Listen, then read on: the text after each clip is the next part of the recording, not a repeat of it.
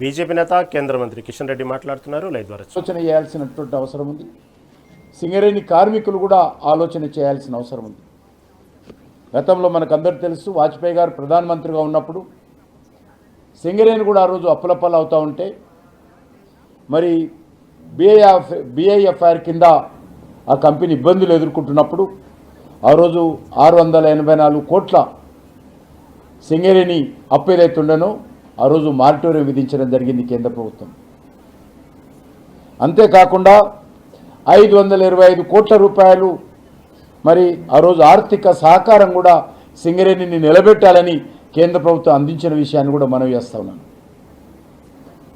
కాబట్టి ఒక సమైక్య స్ఫూర్తితో కేంద్ర ప్రభుత్వం 49%, తెలంగాణ ప్రభుత్వము 51% నేపథ్యంలో ఈ పరిశ్రమ కొనసాగుతూ ఉంది. మరి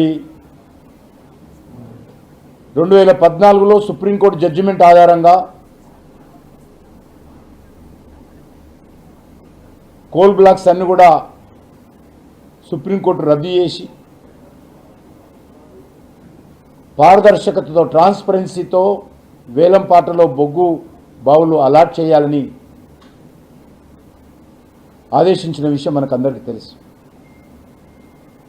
కానీ దురదృష్టము, అదే సమయంలో అధికారంలోకి వచ్చినటువంటి కేసీఆర్ వింత ప్రవర్తనలతో, మొండి వైఖరితో సింగరేణి వ్యతిరేక విధానాలు అవలంబిస్తూ దేశంలో అన్ని రాష్ట్రాల PSCలు కానీ, కేంద్ర ప్రభుత్వ PSCలు కానీ వేలంపాటలో పాల్గొని బొగ్గు గనులు తీసుకుంటున్నప్పుడు సింగరేణి వేలంపాటలో పాల్గొనకుండా ఆ రోజు BRS పార్టీ కేసీఆర్ తీరని ద్రోహం సింగరేణికి చేయడం జరిగింది. దాని కారణంగా కొత్త బ్లాకులు లేక ఉత్పత్తి పడిపోవడం, మైనింగ్ అవుతున్నటువంటి బ్లాకుల్లో నాణ్యమైనటువంటి బొగ్గు లేకపోవడం, మరొక దిక్కు ప్రభుత్వాలు ఇష్టారాజ్యంగా సింగరేణి బొగ్గును, సింగరేణి విద్యుత్తును తీసుకొని ఆ యొక్క డబ్బులు సింగరేణికి జమ చేయకపోవడం, సింగరేణికి వస్తున్నటువంటి ఆదాయాన్ని గండి కొట్టే విధంగా చర్యలు తీసుకోవడం, పూర్తిగా తమ రాజకీయ వేదికలకు సింగరేణిని ఉపయోగించుకోవడంతో సింగరేణి ఈరోజు అనేక రకాల కష్టాల్లో ఉంది.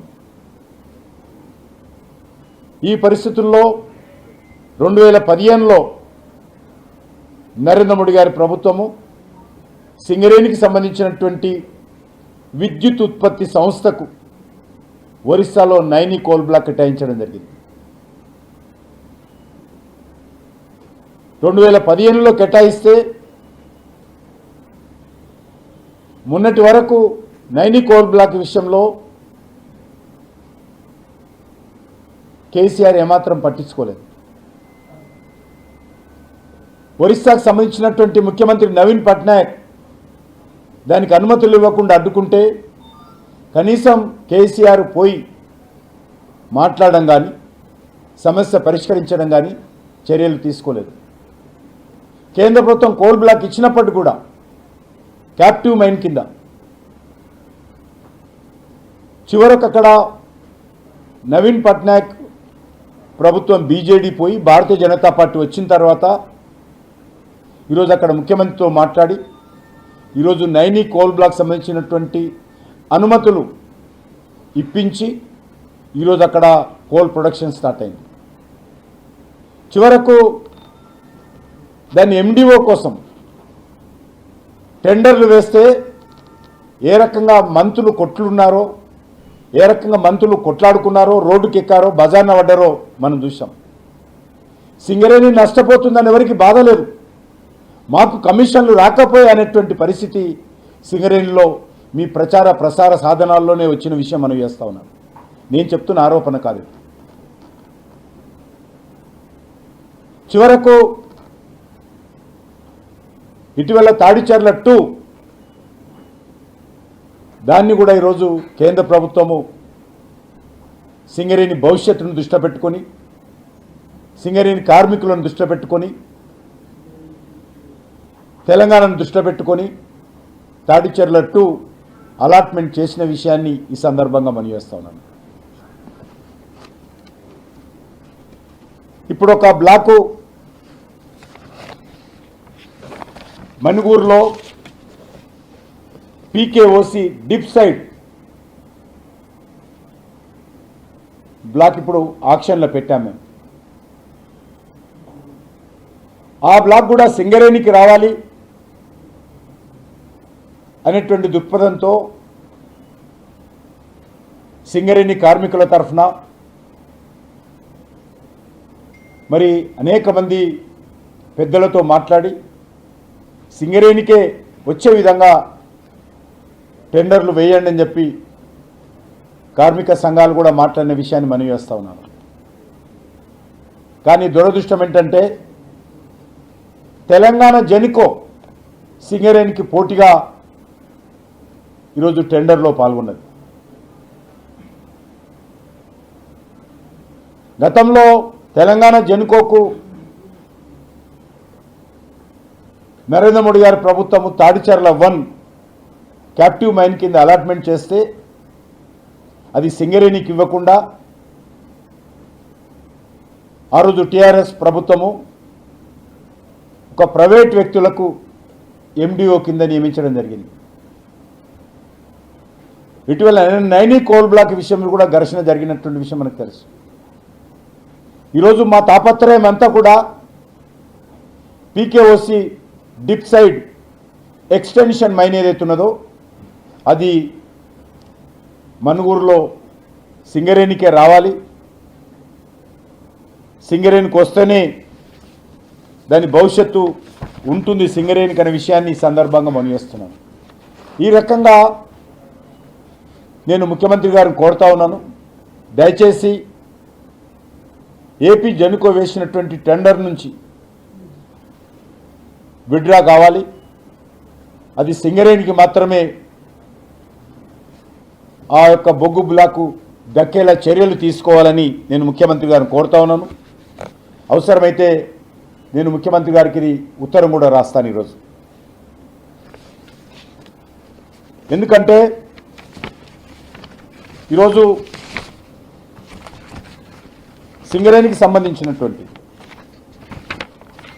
ఈ 3 బ్లాకులు, ఒకటి నైనీ కోల్ బ్లాకు, ఒకటి తాడిచెర్ల 2, ఒకవేళ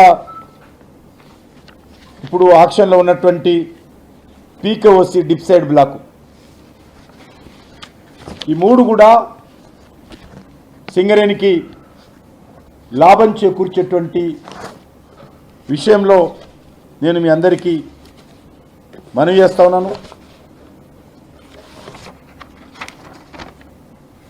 ఎందుకంటే ఈరోజు ఈ 3 బ్లాకుల ద్వారా సుమారు 6500 మందికి ఉపాధి అవకాశాలు పెరుగుతాయి.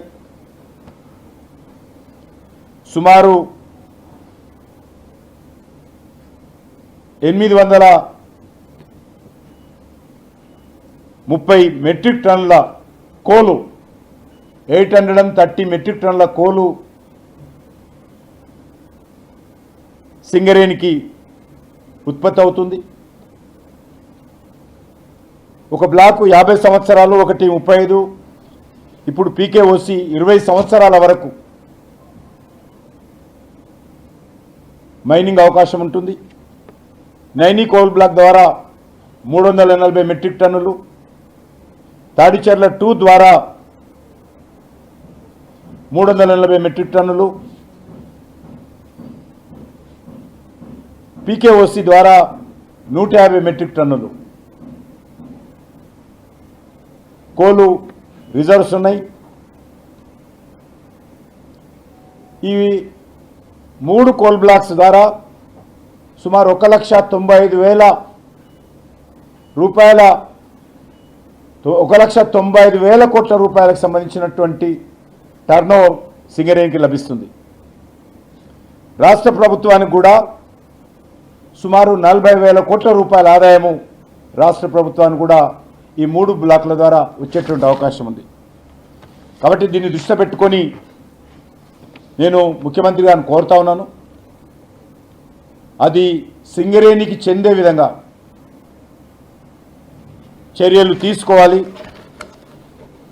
మన రాష్ట్ర ప్రభుత్వంలో భాగమైనటువంటి జెన్కో దానికి పోటీ పడకూడదు, అది బ్లాక్ తీసుకోకూడదు. తీసుకున్నట్లయితే సింగరేణికి అన్యాయం జరుగుతుంది.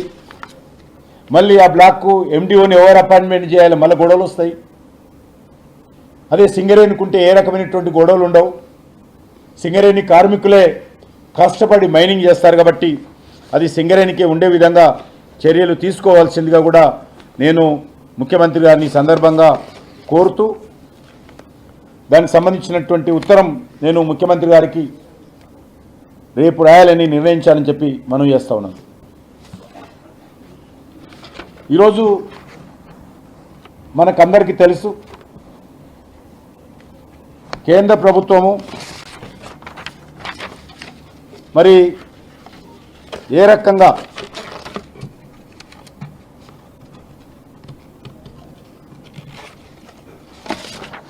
అన్ని పబ్లిక్ పరీక్షల అక్రమాల నిరోధక బిల్లు 2026 ఈరోజు పార్లమెంటులో ప్రవేశపెట్టింది.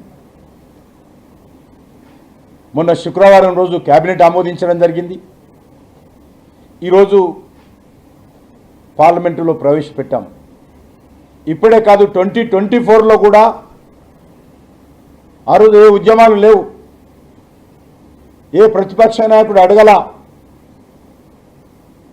ఏ ధర్నాలు లేవు. ఆ రోజు కూడా నరేంద్ర మోడీ గారి నేతృత్వంలో 2024లో కూడా మరి పబ్లిక్ పరీక్షల అక్రమాల నిరోధక బిల్లు 2024 ఆ రోజు ప్రవేశపెట్టి ఆమోదించడం జరిగింది. ఈరోజు మరింత కఠినతరంగా ఎవరైనా పరీక్షలు సంబంధించినటువంటి ప్రశ్నపత్రాలు లీకు చేయాలంటే గుండె లాగాలా, పాయింట్లు తడవాలన్నటువంటి భయం ఉండే విధంగా ఈరోజు కొత్త చట్టాన్ని కేంద్ర ప్రభుత్వం పార్లమెంటు ముందుకు తీసుకురావడం జరిగింది.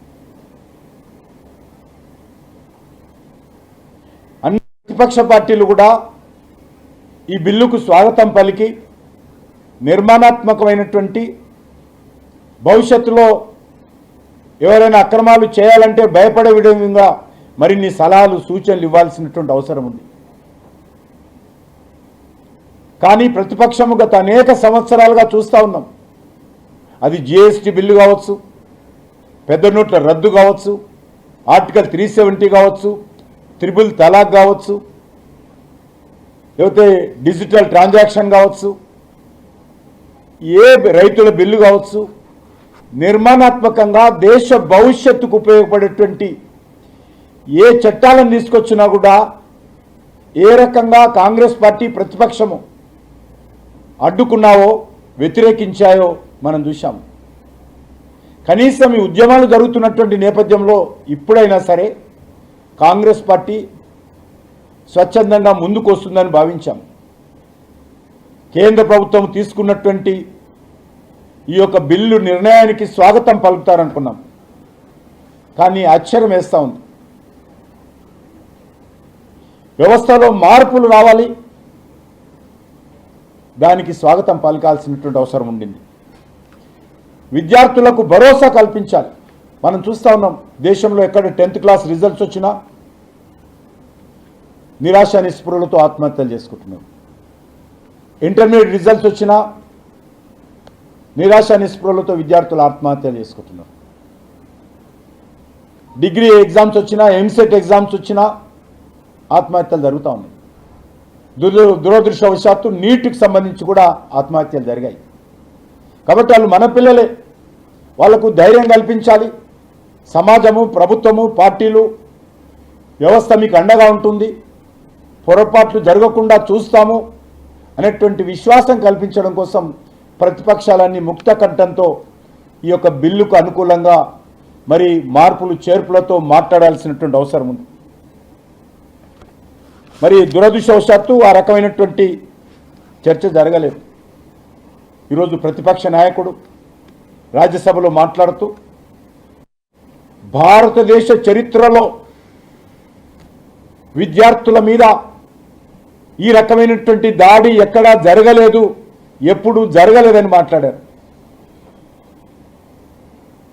జంతర్ మంతర్లో జరిగినటువంటి దాడి చాలా బాధాకరమైన విషయం. దానిపైన ఇప్పటికే సుప్రీంకోర్టులో ఉంది. సుప్రీంకోర్టు ఈరోజు కొంత కామెంట్స్ కూడా చేయడం జరిగింది. సుప్రీంకోర్టు చర్చిస్తానని చెప్పింది.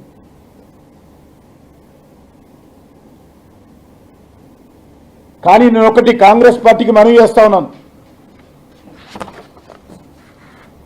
మీరు చరిత్ర మరిచి మాట్లాడుతున్నది కాంగ్రెస్ పార్టీ అని మనవి చేస్తా ఉన్నాను. తెలంగాణ ఉద్యమంలో జై తెలంగాణ అన్న పాపానికి 369 మంది విద్యార్థులను పోలీస్ తూటాలతో కాల్చి చంపినటువంటి చరిత్ర ఈ కాంగ్రెస్ పార్టీది. చలో రాజ్భవన్ పేరు మీద హైదరాబాద్లో విద్యార్థులు రాజ్భవన్ పిలుపునిస్తే తుపాకులతో కాల్చి చంపారు. సికింద్రాబాద్ క్లాక్ టవర్ దగ్గర అంజలి సినిమా థియేటర్ దగ్గర జై తెలంగాణ నినాదాలు ఇస్తూ